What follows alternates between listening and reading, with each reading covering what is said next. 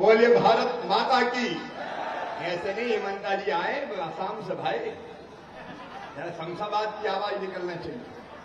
बोलिए भारत माता की, शमशाबाद और आसपास की जनता की, सभा में आए मेरी लाडली बहनों की, प्यारे भाइयों की और भांजे भांजियों की। अपने बीच आज असम से पधारे हुए हमारे वो अतिथि जिन्होंने असम की तस्वीर भी बदल दी है और वहां की जनता की तकदीर भी बदल दी है। अभी वो कह रहे थे कि मेरी हिंदी टूटी फूटी है, लेकिन हेमंता जी आपको हम सुन रहे थे, आप तो अच्छे अच्छे हिंदी बोलने वालों को मात कर रहे थे। एक बार दोनों हाथ ऊपर उठा के तालियां बजा के हेमंत विश्वकर्मा जी का, हेमंता जी का स्वागत कीजिए, अभिनंदन कीजिए। वो बहुत बड़ा काम कर रहे हैं देश में। पूरे नॉर्थ ईस्ट को उन्होंने भारत से जोड़ के रखने में और शांति स्थापित करने में बहुत महत्वपूर्ण काम किया है। हेमंता जी आपका स्वागत। आप मध्य प्रदेश की धरती पर पधारते रहिए और देश के प्रगति और विकास के लिए काम करते रहिए। हमारे बीच यहाँ उपस्थित मेरे मंत्रिमंडल के सदस्य भाई राम खिलावन जी, भाई रणवीर रावत जी, इस क्षेत्र की हमारी कर्मठ विधायक बहन राजश्री सिंह जी, पूर्व मंत्री और वरिष्ठ नेता सूर्य प्रकाश मीणा जी, बहन गीता रघुवंशी जी, राकेश सिंह जादौन जी हमारे जिलाध्यक्ष, रुद्र प्रताप जी पूर्व विधायक, भाई श्याम सुंदर जी, बहन भारती माहेश्वरी जी, डॉक्टर भैरव सिंह जी, मंचा सिंह, हमारे सभी वरिष्ठ नेता साथी पदाधिकारीगण और शमशाबाद में उपस्थित मेरी बहनों, मेरे भाइयों, भांजे और भांजियों, दोनों हाथ जोड़ के आपको प्रणाम करता हूं। आप सबको राम राम करता हूं। बहुत दिनों बाद आज आया हूं। शमशाबाद वालों, मुझे आपकी बहुत याद आ रही थी। आपको भी मेरी याद आ रही थी कि नहीं?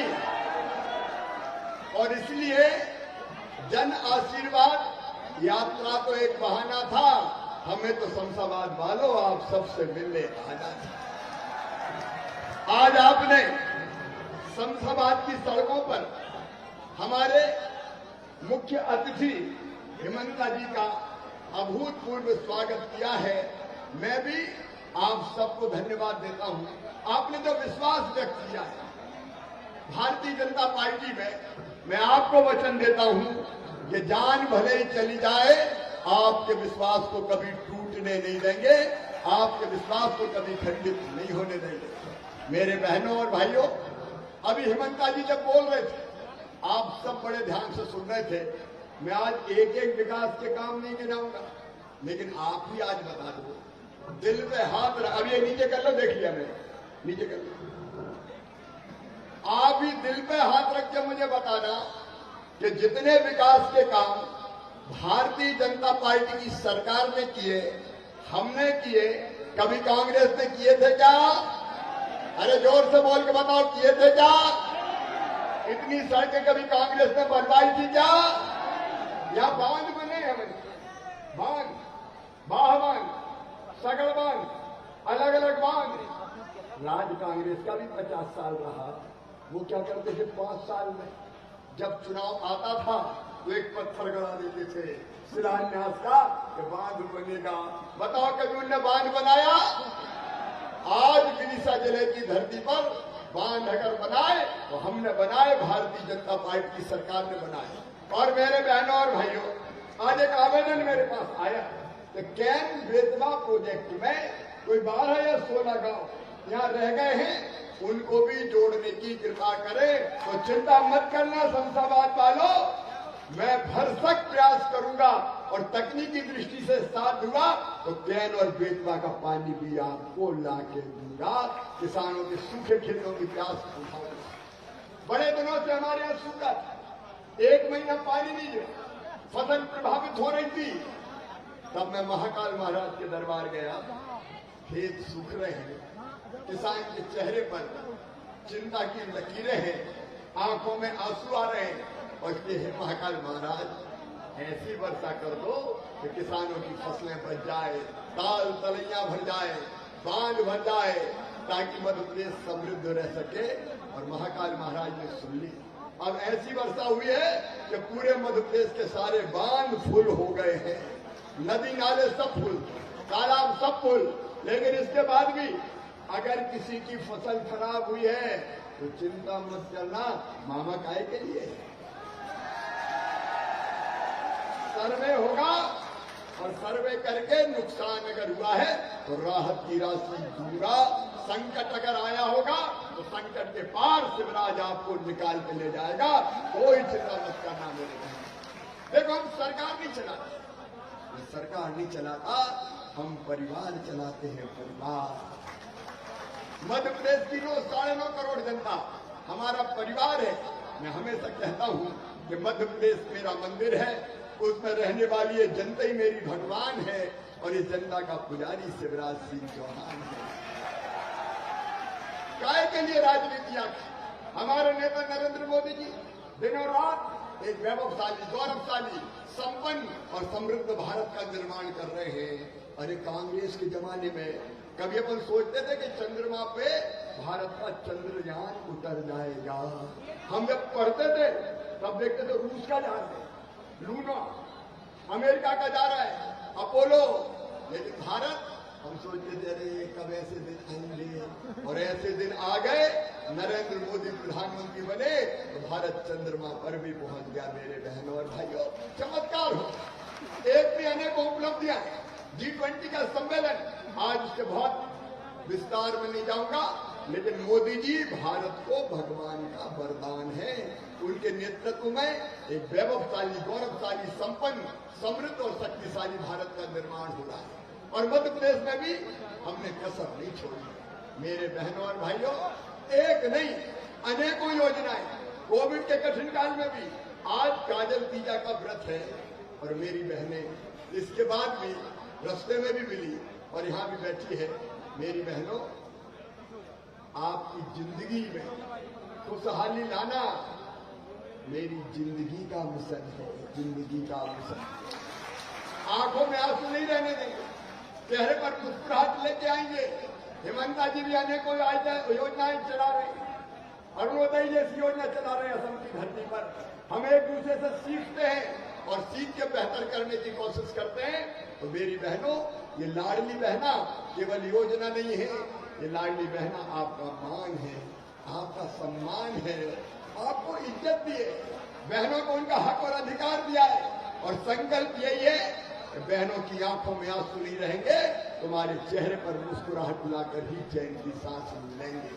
कई योजना पहले भी बनी, लाडली लक्ष्मी योजना बनी, ठंडे बस्ती में कमलनाथ जी ने पटक दिया। बेटियों की हम शादी करते थे, शादी तो कमलनाथ जी ने भी कराई, लेकिन बेटियों को पैसे ही नहीं दिया। बेटियों तक से गद्दारी और बेईमानी की तो कांग्रेस और कमलनाथ की सरकार ने की। हमारी सारी योजनाएं बंद कर दी। लेकिन ये लाडली बहना योजना, ये अद्भुत योजना है। मेरे बहनों और भाई, अभी मैंने कहा कि मैं सरकार नहीं, परिवार चलाता हूं। आप बताओ, मैं आपको मुख्यमंत्री जैसा लगता हूं क्या? अरे जोर से बताओ, लगता हूं क्या? मुख्यमंत्री हूं कि भैया हूं? और भांजे भांजियों का अपना परिवार। मुख्यमंत्री का दम्भ नहीं, अहंकार नहीं, परिवार के सदस्यों की तरह चिंता करते हैं। और इसलिए मेरे मन में बार बार आ रहा था, मैं गांव में भी मेरी बहनों देखता था, 1000 रुपये की जरूरत भी अगर लाडली बहना को पड़ जाए तो कई जगह हाथ फैलाने पड़ते थे। बेटा बेटी कहीं से दौड़ के आए और गोद में बैठ जाए और कहे, माँ मुझे किताब दिला दो, माँ मुझे फिराक दिला दो, माँ मुझे खिलौने दिला दो। माँ की इच्छा होती थी कि अपने बेटा बेटी की इच्छा पूरी करे, लेकिन 5 पैसे नहीं होते थे तो आंखों में आंसू आते थे और दिल यही कहता था, काश मेरे पास पैसे होते तो मैं मेरे बेटा बेटी की जरूरत पूरी कर देती। मायके अगर जाए, सावन के महीने में तो यही चिंता रहती थी कि जाऊंगी तो भैया के बेटा बेटी आएंगे, भतीजे भतीजी, और वो कहेंगे बुआ जी आई है, हमारे लिए क्या लाई है। तो इसी चिंता में परेशान रहती थी। और इसलिए बहनों सोचा कि आपके पास आपका अकाउंट होना चाहिए। आपके बैंक अकाउंट में, देखो भैया तो मैं भी हूं, सब बहनें मुझे भैया कहती है, तो भाई राखी के त्योहार पर अपनी बहन को लिवा के ले जाता है, मायके जाती है, भाई राखी बंधवाता है, तो राखी के बदले में कोई 100 देगा, कोई 500 रुपया देगा, साड़ी देगा। बोलो देते कि नहीं देते? तो भैया तो मैं भी हूँ, मेरे दिल में भी कहा कि शिवराज भैया है और भैया भी मुख्यमंत्री बन गया है, तो तेरा भी तो फर्ज है कि अपनी लाडली बहनों को कुछ दे। तो मैं सोचने लगा कि कुछ ना कुछ तो करना पड़ेगा। एक बार सोचते सोचते सीधे मेरे मन में विचार आया कि सीधे बहनों के अकाउंट में पैसा डालो। लेकिन एक विचार और आया कि साल में एक बार देने से काम नहीं चलेगा। बताओ एक बार देने से काम चलता क्या? अरे जोर से बताओ। और इसलिए तय किया कि हर महीने 1000 रुपया लाडली बहना के खाते में डाला जाएगा, हर महीने 1000 रुपया।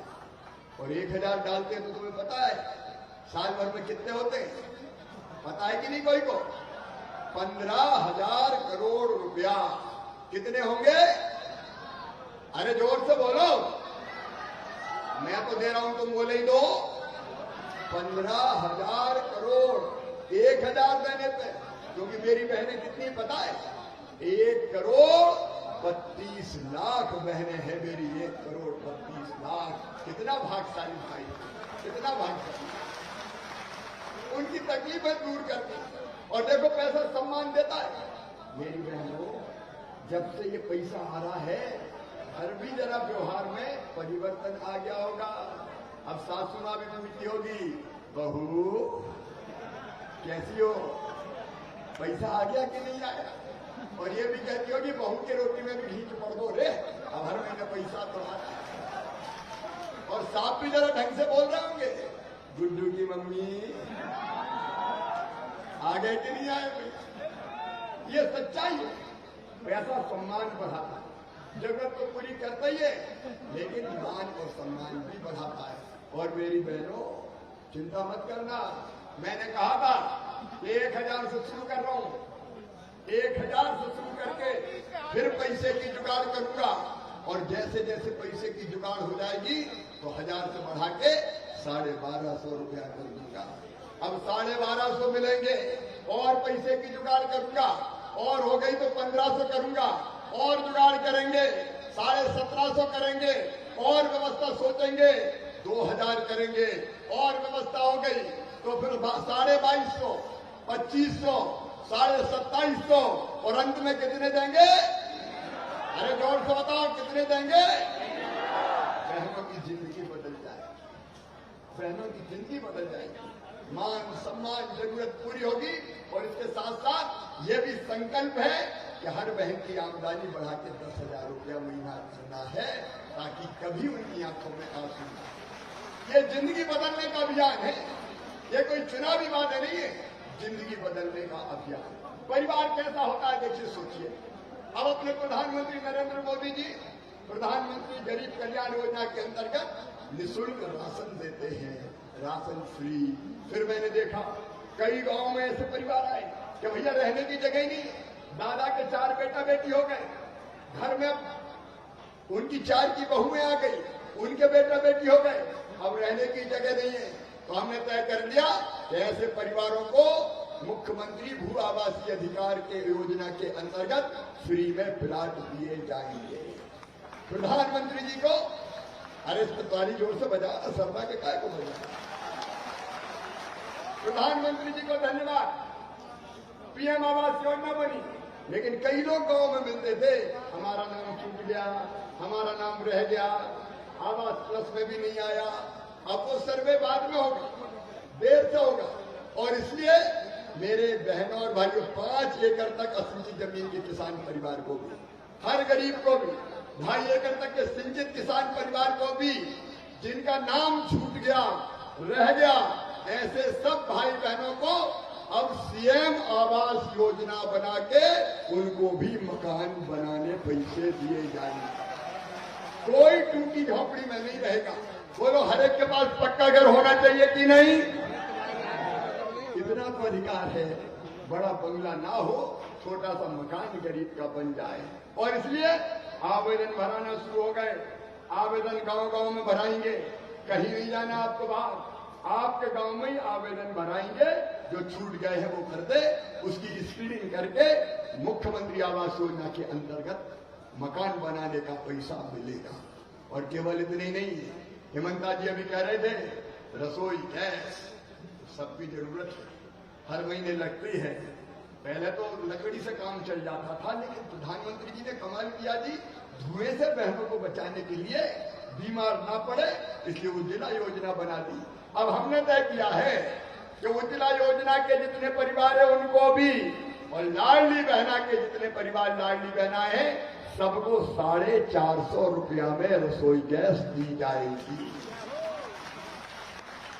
बीच के पैसे का अंदर हम सरकार के खजाने से भरने का काम करेंगे, उसका भी लगातार सर्वे का काम शुरू हो गया।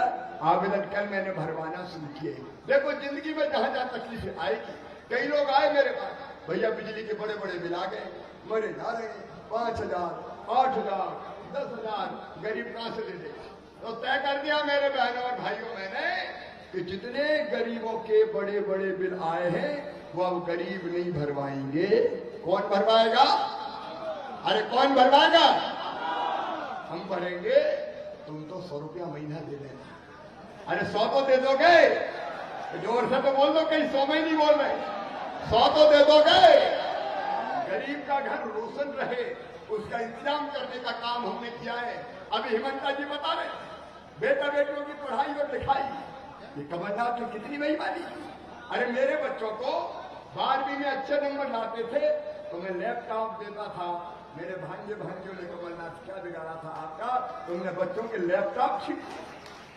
दूसरे गांव पढ़ने जाते थे 5वीं पास करके, 6वीं में, 8वीं पास करके, 9वीं में मैं साइकिल देता था, कमलनाथ जी ने साइकिल भी छीन ली।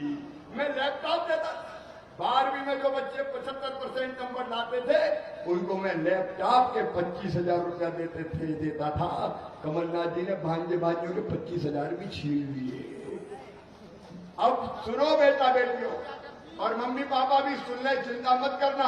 साइकिल के 4,500 रुपया जो दूसरे गांव पढ़ने जाते थे, चाहे वो 6वीं में आए चाहे 9वीं में आए, मैंने डाल दिए। 25,000 रुपया लैपटॉप के भी बच्चों के खाते में डाल दिए। और 12वीं में जो भांजे भांजी अपने स्कूल में नंबर 1 पर आए हैं, एक भांजा और एक भांजी, उसको मामा ने स्कूटी भी दिलवाई है। पढ़ते रहो मेरे बेटा बेटा, चिंता की बात नहीं है, पढ़ते रहो पढ़ते रहो। और मम्मी पापा को, माता पिता को भी कह रहा हूं, पढ़ाओ बच्चों की, चिंता काय को करते हो, मामा तो मुख्यमंत्री है। अगर उनका एडमिशन मेडिकल कॉलेज में होगा, इंजीनियरिंग कॉलेज में होगा, IIT IIM में होगा, लॉ कॉलेज में होगा, तो फीस चाहे कितनी भी हो। प्राइवेट मेडिकल कॉलेज की फीस होती है 10 लाख 12 लाख रुपया साल। बताओ गरीब के बेटा बेटी दे सकते हैं क्या? किसान के बेटा बेटी दे सकते हैं क्या? तो अब उनकी वो फीस मम्मी पापा नहीं भरेंगे, कौन भरवाएगा? मामा भरवाएगा। मुख्यमंत्री मेधावी विद्यार्थी योजना बनाई। मैं बच्चों की आंखों के सपनों को मरने नहीं दूंगा। बेटा बेटियों पढ़ते जाओ और बढ़ते जाओ। भारतीय जनता पार्टी की सरकार है, हमने कई फैसले किए। हेमंता जी आपको बता रहे, देश में कहीं भी हिंदी में मेडिकल की पढ़ाई नहीं होती थी, इंजीनियरिंग की नहीं होती थी। कांग्रेसियों ने पाप किया, ये षड्यंत्र था कि अंग्रेजी में पढ़ाई चलने दो, अंग्रेजी में चलेगी तो गरीब के बेटा बेटी थोड़ी, हमारी बेटा बेटी डॉक्टर इंजीनियर बनेंगे। अब बताओ अंग्रेजी में अपने बच्चे पढ़ाई कर सकते हैं क्या? अरे जोर से बताओ, कर सकते हैं क्या? और क्या अपना मध्य प्रदेश है, जब मेडिकल और इंजीनियरिंग की पढ़ाई भी अब हिंदी में हो रही है। ए धन्नू पन्ना कल्लू मन्ना, तेरे बेटा बेटी भी डॉक्टर बनेंगे रे। भाषा की मजबूरी हमने खत्म कर दी। सरकारी स्कूल के बच्चों को अलग कोटा तय कर दिया। 5% एडमिशन नीट के माध्यम से मेडिकल कॉलेज में सरकारी बच्चों के होंगे, ताकि गरीब के बेटा बेटी भी डॉक्टर बन सके। मैं कितनी बातें आपको बताऊं। 1 लाख भर्तियां इसी साल सरकारी नौकरियों में कर रहे हैं, अगले साल फिर निकलेगी, चिंता मत करना। और मुख्यमंत्री सीखो और कमाओ योजना, मेरे बेटा बेटियों अलग अलग मध्य प्रदेश में कई काम सीखने जाओगे, मध्य प्रदेश के बाहर देश में भी जाओगे, तो काम सीखने के बदले मामा 8,000 रुपये 8,000 रुपया महीना दिलवाएगा। रोजगार के अवसर खुले, इसके लिए भी हम प्रयास कर रहे हैं। कोई पक्ष कोई कोना हमने नहीं छोड़ा। ये कांग्रेस ने तो मुख्यमंत्री तीर्थ दर्शन योजना बंद कर दी थी। हम रेल से तीर्थ ले जाते थे, कमलनाथ आए, योजना बंद। अब योजना मैंने फिर चालू कर दी, लेकिन अब केवल रेल से नहीं, अब हवाई जहाज से भी तीर्थ ले जाऊंगा बुजुर्गों को, हवाई जहाज से भी तीर्थ। अरे गरीब बुजुर्गों को भी हवाई जहाज में बैठ लेने दो। बोलो बैठना चाहिए कि नहीं? पीएम साहब कहते हवाई चप्पल पहनने वाला भी बैठे, ईमानदार जी हम ले जा रहे, हवाई जहाज से तीर्थ करा रहे हैं। जनता की जिंदगी का कोई पक्ष नहीं है कि जिससे हमने काम न किया हो। आयुष्मान भारत जैसी इलाज की योजना मैं ज्यादा विस्तार में नहीं जाऊंगा, लेकिन परिवार की तरह सरकार का यही मतलब है कि एक एक जरूरत आपकी पूरी करने की हम कोशिश कर रहे हैं। प्रधानमंत्री किसान सम्मान निधि तो मुख्यमंत्री किसान सम्मान निधि भी। आज दिल में हाथ रख मुझे ईमानदारी से बताना, दिल पे हाथ रख के ईमानदारी से बताना, मैंने अच्छी सरकार चलाई है कि नहीं? कांग्रेस के लोग क्या मुकाबला करेंगे? कहां मुकाबला करेंगे? इन्हें तो प्रदेश को डुबो दिया था। दलाली का अड्डा भवन को बना दिया। दलाल बैठ के कलेक्टर एसपी की पोस्टिंग करते थे। उस समय इनकम टैक्स के छापे पड़े तो कमलनाथ जी और उनके करीबियों के यहाँ से 280 करोड़ रुपया कौन के पास से बरामद हुए? ये बेईमानी और भ्रष्टाचार करने वाले ये कभी मध्य प्रदेश नहीं बचा सकते। अपने नेता है नरेंद्र मोदी जी, उनके नेतृत्व में तेजी से भारत आगे बढ़ रहा है। और ये इंडिया गठबंधन की बात अभी हेमंत जी कर रहे थे, इंडिया क्या नाम रखने से इंडिया हो जाओगे? इंडिया गठबंधन। जब कहीं जोरदार बाढ़ आती है तो बाढ़ से बचने के लिए एक पेड़ पे ही कई तरह के प्राणी चढ़ जाते हैं। एक बार नर्मदा जी में बाढ़ आई, हम लोगों को बचाने निकले, मैं तब मुख्यमंत्री नहीं था, बीच में एक पेड़ था बरगद का, वहां पेड़ के पास गए तो हमने देखा रात में बैठे होंगे, एक आदमी बैठा, एक डाल पे बंदर बैठा, एक डाल पे सांप लिपटा था, कहीं बिच्छू थे, कहीं चीटे चिड़ी थे, गिजाई जैसे लदे हुए थे, लेकिन ना तो बंदर काट रहा था, ना आदमी मार रहा था, ना सांप फुफकार रहा था। नीचे बरसात का पानी था, बाढ़ का पानी, सबके सब मारे जाएंगे तो अपने अपनी डाल से चिपके बैठे रहो। ये इंडिया गठबंधन वाले एक ही डाल पे, जब नरेंद्र मोदी के समर्थन की बाढ़ आई है तो बचने के लिए एक ही पेड़ की अलग अलग डालों में चिपके हैं और कह रहे हम तो साथ साथ हैं। ये पानी पीने की गाली देने वाले आज एक पेड़ पे चढ़े हुए हैं और डर और है। पहले नेता सोचते थे कि कितना बड़ा भी अपराध कर दो नेता जेल छोड़ी जाएंगे, लेकिन मोदी जी ने कह दिया ना खाऊंगा ना खाने दूंगा, तो सारे बेईमान अब जेल जा रहे। ईडी के छापे, इनकम टैक्स के छापे। अच्छा बताओ बेईमान नेताओं को छापे पड़ना चाहिए कि नहीं? नेता विशेष क्लास तो छापों का डर संभाला है, मोदी आ रहा है और चक्कर में सब इकट्ठे हो गए। लेकिन बताओ ये गठबंधन कोई काम का है क्या? अरे आते ही इनने क्या किया? अभी हिम्मत जी ने बताया, सनातन धर्म को इनने कहा डेंगू है, मलेरिया है, एड्स है। शर्म नहीं आती सोनिया गांधी आपको? शर्म नहीं आती राहुल गांधी को? शर्म नहीं आती कमलनाथ तुम्हें? हनुमान चालीसा का पाठ करते हो? शर्म नहीं आती दिग्विजय सिंह? हिंदू धर्म को, सनातन धर्म को तुम डेंगू बोल रहे हो, तुम मलेरिया बोल रहे हो, तुम एड्स बोल रहे हो और हिंदुस्तान की जनता चुप रहेगी? मैं कहना चाहता हूं सनातन धर्म का जिनने अपमान किया है चुन के जनता बदला लेगी। हम ये अपमान नहीं सकते। हजारों साल पुराना इतिहास, हजारों साल पुराना ये धरती वो धरती है जिससे आज नहीं, हजारों साल पहले कह दिया पूरी दुनिया एक परिवार है। वसुदैव कुटुंबकम आत्मवत् सर्वभूतेषु।